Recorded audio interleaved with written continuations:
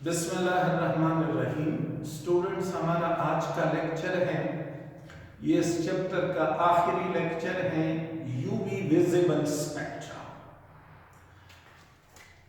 इसको electronic spectra भी कहते हैं। इलेक्ट्रॉनिक स्पेक्ट्रा एक्चुअली ये दो स्पेक्ट्रा हैं, one is UV spectra and other is visible spectra. UV spectra record करने के लिए जो रेडिएशन यूज किए जाते हैं उनका वेवलेंथ 200 नैनोमीटर से लेकर 400 नैनोमीटर तक, जबकि विजिबल स्पेक्ट्रा रिकॉर्ड करने के लिए जो रेडिएशन यूज होते हैं वो विजिबल रीजन में होते हैं, 400 to 750 नैनोमीटर। तो हम डिस्कस करेंगे ये दोनों। पहले यूवी स्पेक्ट्रा। अच्छा, इनको इलेक्ट्रॉनिक स्पेक्ट्रा क्यों कहते हैं? वजह ये है कि इनमें ये रेडिएशन चूंकि एनर्जेटिक रेडिएशन है, तो ये रेडिएशन जब मॉलिक्यूल को हिट करते हैं, मॉलिक्यूल में इलेक्ट्रॉनिक ट्रांजिशन होती है। इलेक्ट्रॉन लो एनर्जी लेवल से हाई एनर्जी लेवल में जाते हैं। यही वजह है कि यूवी विजिबल स्पेक्ट्रा को इलेक्ट्रॉनिक स्पेक्ट्रा कहते हैं। UV spectra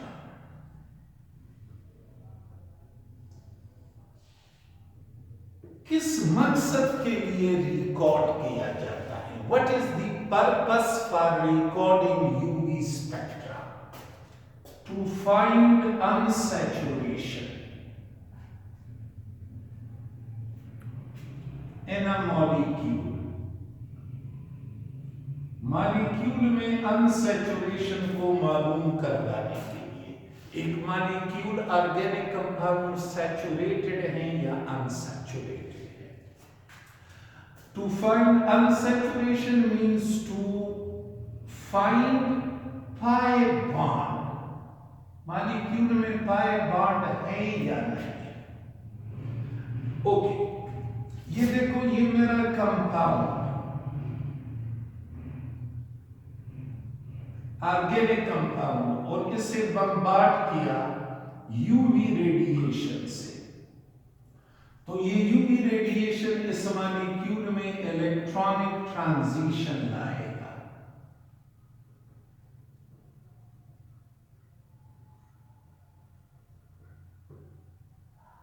electron low energy level से हाई एनर्जी लेवल में चले जाएंगे, और इन इलेक्ट्रॉनिक ट्रांजिशन से हमें पता चलता है कि कंपाउंड में पाई बॉन्ड मौजूद है या नहीं।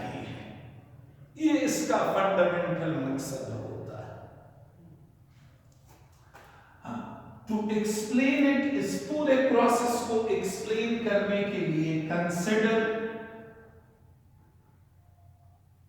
An organic molecule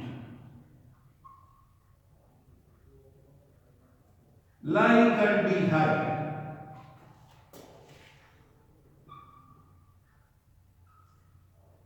like aldehyde, ये अल्डिहाइड,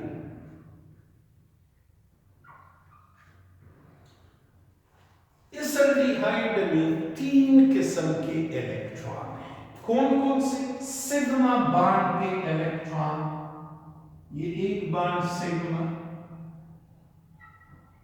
सिग्मा बॉन्ड के इलेक्ट्रॉन, ये वाला bond pi bond, pi bond के इलेक्ट्रॉन, और इस ऑक्सीजन के पास लोन पेयर ऑफ इलेक्ट्रॉन जिसे नॉन बॉन्डेड इलेक्ट्रॉन भी कहते हैं। ऑर्गेनिक कंपाउंड, और इस ऑर्गेनिक कंपाउंड को जो मैंने कंसिडर किया अल्डिहाइड कहते हैं। इसमें 3 किस्म के इलेक्ट्रॉन हैं। कौन कौन से?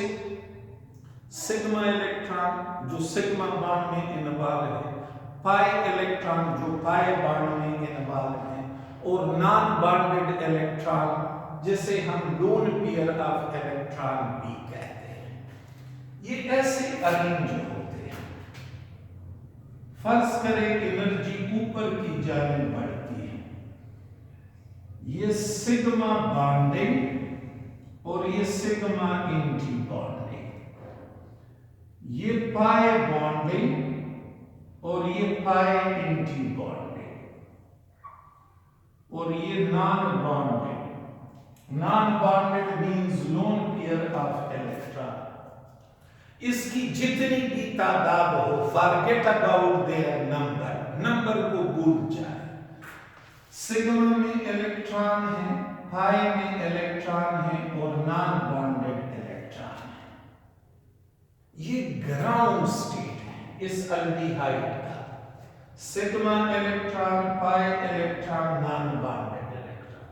अब इस अल्डिहाइड को यूवी रेडिएशन से बम्बार्ड किया गया, तो ये यूवी रेडिएशन इसमें इलेक्ट्रॉनिक ट्रांजिशन लाएगा। इलेक्ट्रॉन लो एनर्जी लेवल से हाई एनर्जी लेवल में जाएंगे। लेकिन ये जो इलेक्ट्रॉनिक एक्साइटेशन है, इस पे सिलेक्शन रूल अप्लाई होते हैं। सिलेक्शन रूल मींस सिग्मा के इलेक्ट्रॉन सिग्मा स्टार में जाएंगे, ये इन इलेक्ट्रॉन का दूसरा घर है। ये पाई स्टार, ये पराया घर है, तो सिग्मा के इलेक्ट्रॉन पाई में नहीं जा सकते। सिग्मा वाले इलेक्ट्रॉन सिर्फ सिग्मा स्टार में जाएंगे, तो ये वाला इलेक्ट्रॉनिक ट्रांजिशन हो सकता है। अच्छा, पाई के इलेक्ट्रॉन पाई स्टार में जाएंगे, इसे कहते हैं पाई टू पाई स्टार ट्रांजिशन। और नॉन बॉन्डेड इलेक्ट्रॉन यहां भी आ सकते हैं, यहां और यहां भी जा सकते हैं, क्योंकि ये तो नॉन बॉन्डेड है, इसका अपना दूसरा घर है नहीं, इसका एंटी बॉन्डिंग है नहीं, तो ये सिग्मा स्टार में भी आ सकता है, पाई स्टार में भी। लेकिन दोनों में से ये करीब है, ये वाला। देयरफॉर नॉन बॉन्डेड इलेक्ट्रॉन पाई स्टार में जा सकते हैं, इसको कहते हैं इनटू पाई स्टार ट्रांजिशन। ये तीन किस्म के इलेक्ट्रॉनिक ट्रांजिशन कौन कौन से? सिग्मा टू सिग्मा स्टार, दूसरा कौन सा? पाई टू पाई स्टार, और तीसरा कौन सा? N to pi star. ये वाला ट्रांजिशन गौर करें, सिग्मा टू सिग्मा स्टार, ये वाला, ये बहुत ही दूर है, तो इसके लिए ढेर सारी एनर्जी चाहिए। इतनी एनर्जी यूवी रेडिएशन में नहीं होती। ये ट्रांजिशन किस में होगा? ये सैचुरेटेड ऑर्गेनिक कंपाउंड में, लाइक ईथेन, मीथेन। पर ये ट्रांजिशन करने के लिए ढेर सारी एनर्जी चाहिए, वो एनर्जी यूवी रेडिएशन में नहीं होती उतनी एनर्जी। तो यूवी रेडिएशन ये ट्रांजिशन नहीं कर सकता। यदि आप सैचुरेटेड ऑर्गेनिक कंपाउंड को यूवी रेडिएशन से बम्बार्ड कर ले, उसके इलेक्ट्रॉन हिलेंगे नहीं, ग्राउंड स्टेट में ही पड़े रहेंगे। क्यों? क्योंकि यूवी रेडिएशन उन्हें हिला नहीं सकता। कौन हिला सकता है? एक्सरेज, गेमा रेज, जो यूवी से ज्यादा एनर्जेटिक हो। और ये रेडिएशन, ये ट्रांजिशन किस में होगा? सैचुरेटेड ऑर्गेनिक कंपाउंड में, तो यूवी रेडिएशन ये नहीं कर सकता। दूसरा transition pi to pi star, ये वाला रेडिएशन अनसैचुरेटेड कंपाउंड में होगा। ये वाला ट्रांजिशन अनसैचुरेटेड ऑर्गेनिक कंपाउंड में होगा। और ये चूंकि करीब पड़ते हैं, तो यूवी रेडिएशन ये पर्टिकुलर इलेक्ट्रॉनिक ट्रांजिशन कर सकता है। इसे देखिए इनटू पाई स्टार, इसके लिए बहुत ही कम एनर्जी चाहिए, कम एनर्जी चाहिए तो यूवी रेडिएशन में उतनी एनर्जी होती है। देयरफॉर इनटू पाई स्टार बी, ट्रांजिशन बी होगा, लेकिन किस में होगा? कंपाउंड having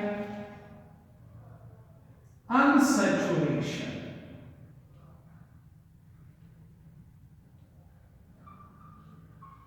जिसमें पाई बॉन्ड हो और साथ में लोन पेयर ऑफ इलेक्ट्रॉन हो एंड नॉन बॉन्डेड इलेक्ट्रॉन।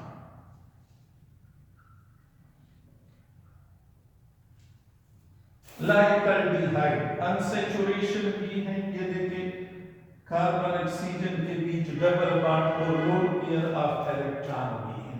तो अल्डिहाइड में यूवी रेडिएशन दो किस्म के ट्रांजिशन करेगा, one will be pi to pi star and other will be n to pi star. अब देखो, सपोज मेरे पास एक ऑर्गेनिक कंपाउंड है,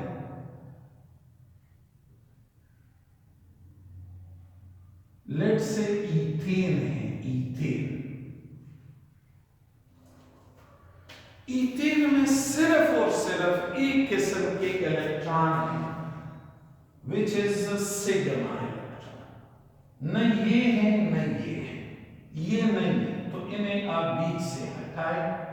सिर्फ एक किस्म के इलेक्ट्रॉन, ये इलेक्ट्रॉन यहां से ऊपर एक्साइट होंगे। This will be called sigma to sigma star transition. क्या यूवी रेडिएशन ये ट्रांजिशन कर सकता है? नो, ये ट्रांजिशन करना यूवी रेडिएशन की बस की बात नहीं है। तो ईथेन जब आप यूवी मशीन में डालोगे, स्पेक्ट्रा उसका नहीं बनेगा, एब्जॉर्प्शन नहीं होगी। अगर ईथीन हो,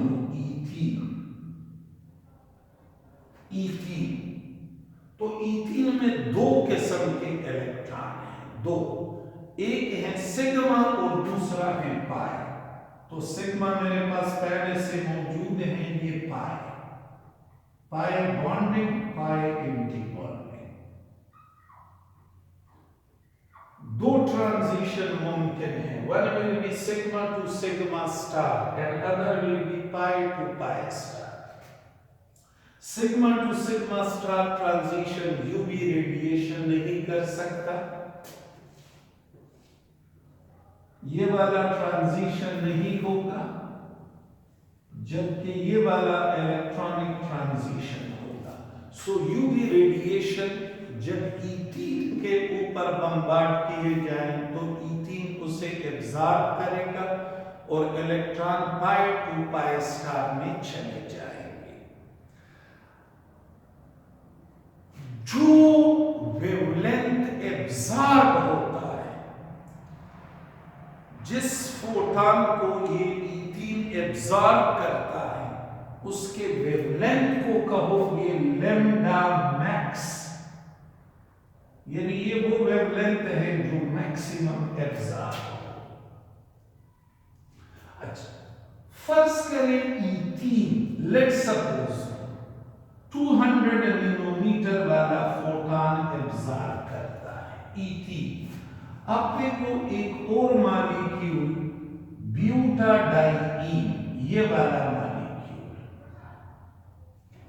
इसमें भी दो किस्म के इलेक्ट्रॉन हैं, सिग्मा और पाई। तो इसमें दो transition, sigma to sigma star और पाई टू पाई स्टार। ये वाला ट्रांजिशन नहीं होगा, ये वाला ट्रांजिशन होगा, पाई टू पाई स्टार। ईथीन में एक डबल बॉन्ड है और लैम्डा मैक्स जो है वो 200 नैनोमीटर है सपोज। इसमें दो डबल बॉन्ड है, इसका जो लैम्डा मैक्स होगा, लैम्डा मैक्स में आपको फिर से बताता चलूं, ये उस फोटॉन का वेवलेंथ है जो इलेक्ट्रॉन को एक्साइट करता है। इसका जो लैम्डा मैक्स होगा it will be more than this, it will be more than this. Double bond की तादाद बढ़ने से लैम्डा मैक्स की वैल्यू बढ़ती है। लैम्डा मैक्स की तादाद नहीं, लैम्डा मैक्स वही 1 ही होगा, एक ही लैम्डा मैक्स होगा, पर उसकी वैल्यू बढ़ेगी। इसी तरह जब डबल बॉन्ड बढ़ते जाएंगे तो लैम्डा मैक्स की वैल्यू बढ़ती जाएगी और आखिरकार ये विजिबल रीजन में एंटर हो जाएगा। इस ऑब्जर्वेशन को कहते हैं रेडशिफ्ट। मैंने कहा एक कंपाउंड में जब डबल बॉन्ड की तादाद यानी पाई बॉन्ड की तादाद बढ़ती है तो लैम्डा मैक्स की वैल्यू बढ़ती है। जब आप लैम्डा मैक्स को इंक्रीज करते जाओगे तो आखिरकार ये किस रीजन में एंटर हो जाएगा? It will enter into the visible region. Carotene organic compound है, उसमें 11 डबल बॉन्ड है और उसका lambda max value visible region में है, यानी वो कलर्ड है। इस ऑब्जर्वेशन को कहते हैं रेडशिफ्ट। तो जब हम किसी अननोन स्ट्रक्चर वाले ऑर्गेनिक कंपाउंड को यूवी मशीन में डालेंगे और उसका स्पेक्ट्रा यू बन जाए, एब्जॉर्बेंस वर्सेस वेवलेंथ, तो समझो कि पीक बना है, ये वो वेवलेंथ है जो मैक्सिमम एब्जॉर्ब है, ये कंपाउंड अनसैचुरेटेड है। और अगर ऐसा स्पेक्ट्रा बने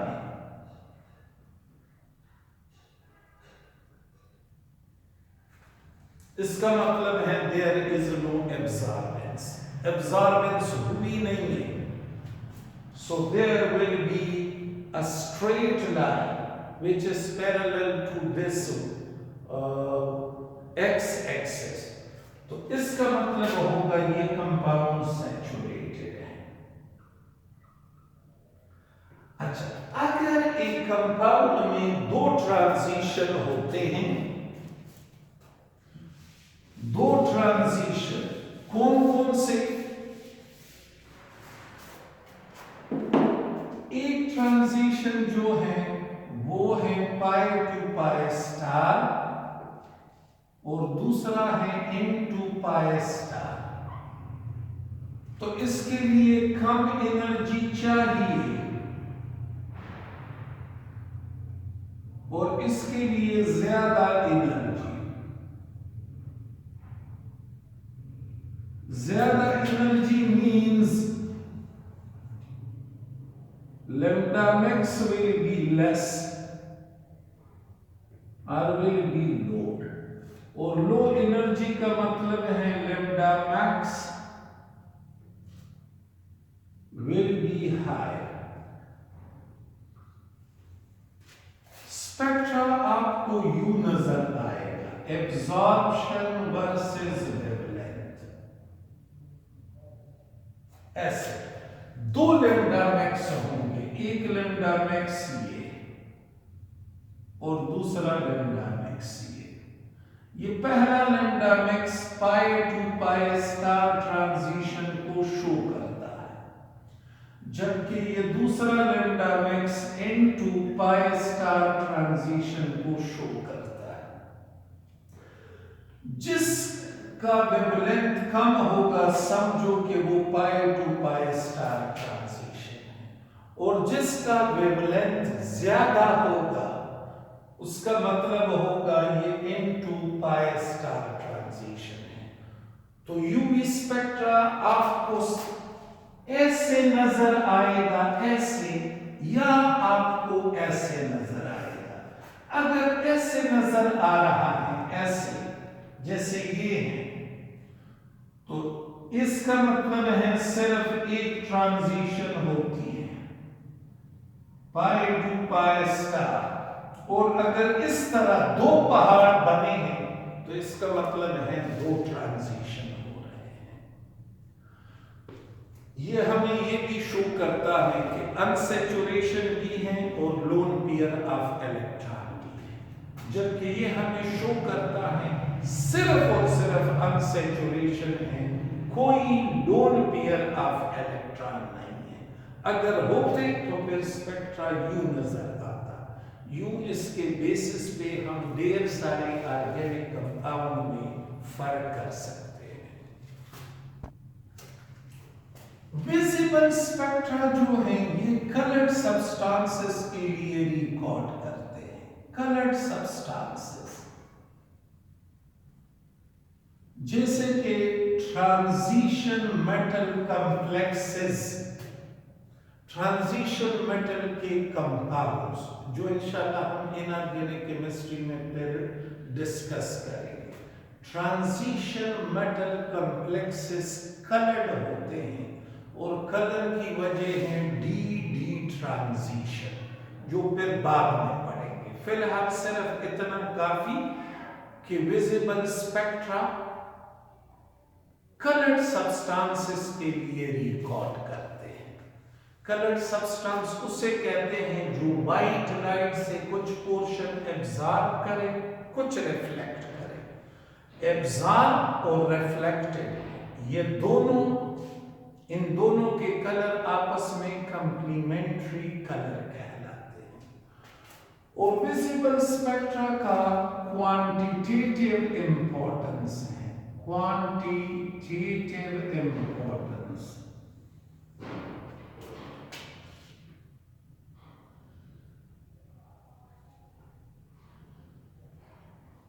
It has quantitative importance only.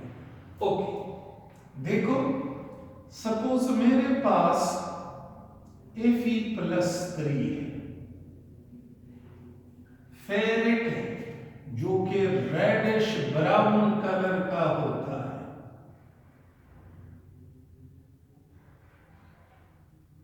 Solution की शक्ल में मेरे पास Fe+3 है, किस कलर का है? Reddish brown. कितना Fe+3 है मैं नहीं जानता, तो मैं इसकी इस सॉल्यूट यानी एनालाइट की क्वांटिटी विजिबल स्पेक्ट्रा से मालूम कर सकता हूं। कैसे करूंगा? What I will do, prepared standard solution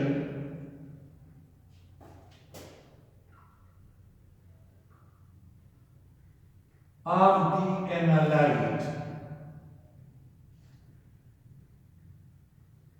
इस एनालाइट यानी Fe+3 के स्टैंडर्ड सॉल्यूशन प्रिपेयर करें। स्टैंडर्ड सॉल्यूशन उसको कहते हैं जिसमें सॉल्यूट की क्वांटिटी मालूम हो। ये मैंने एक सॉल्यूशन प्रिपेयर किया, ये दूसरा, ये तीसरा, 4-5 सॉल्यूशन प्रिपेयर करें। ये भी Fe+3 का है, ये भी Fe+3 का है और ये भी Fe+3 का है।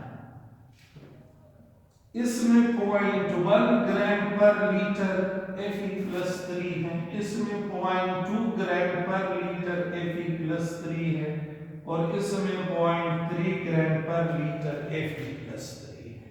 तो ये इसके स्टैंडर्ड सॉल्यूशन। उसके बाद अगला मरहला होता है लैम्डा मैक्स मालूम करवाना। जैसे आप जानते हो हर एलिमेंट एक खास वेवलेंथ वाला फोटॉन एब्जॉर्ब करता है। तो मैंने Fe+3 के लिए मालूम किया, सपोज इसका लैम्डा मैक्स है लेट्स से 600 नैनोमीटर, यानी ये Fe+3 सिर्फ इस फोटॉन को एब्जॉर्ब करता है, 600 नैनोमीटर वाला फोटॉन, दूसरा फोटॉन नहीं। ओके, उसके बाद क्या करूंगा, इससे थोड़ा सा सैंपल लूंगा, इससे जिसमें 0.1 ग्राम पर लीटर Fe+3 है और इसके ऊपर इस वेवलेंथ वाले फोटॉन बम्बार्ड करूंगा। फर्ज करें इसने 10 फोटॉन एब्जॉर्ब किए, 10। फिर ये वाला सॉल्यूशन लूंगा 0.2 ग्राम पर लीटर, तो कंसंट्रेशन डबल करने से एब्जॉर्प्शन दुगनी होगी, इसे बेयर लॉ कहते हैं। तो पहले भी हम पढ़ चुके हैं कि क्वांटिटेटिव एनालिसिस जो है वो बीयर-लैम्बर्ट लॉ पे बेस्ड है। इसकी एब्जॉर्बेंस है लेट्स से 20 फोटॉन्स।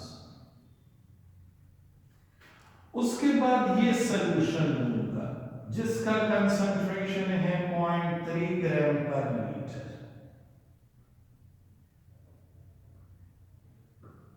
तो कंसंट्रेशन 3 गुना बढ़ गई, एब्जॉर्बेंस भी 3 गुना बढ़ जाएगा।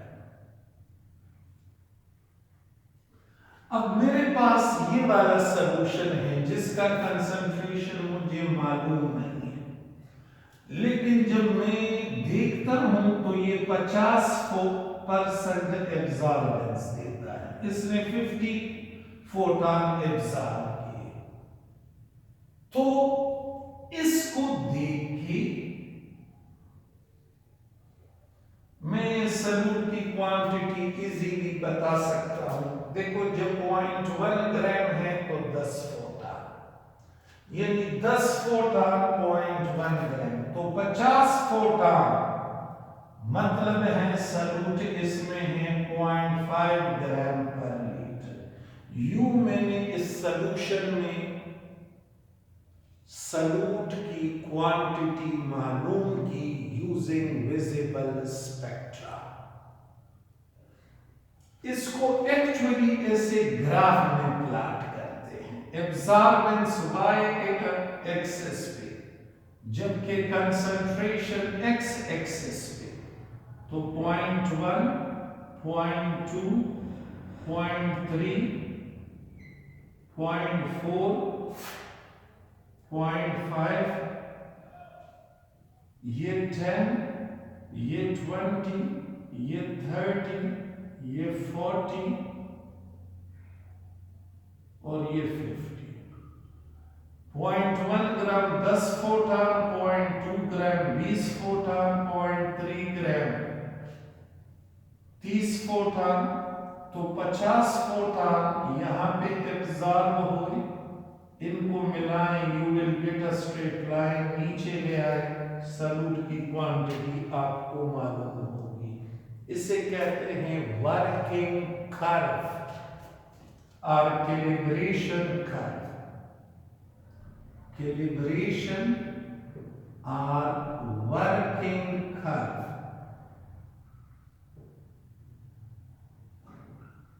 and this is all about this chapter.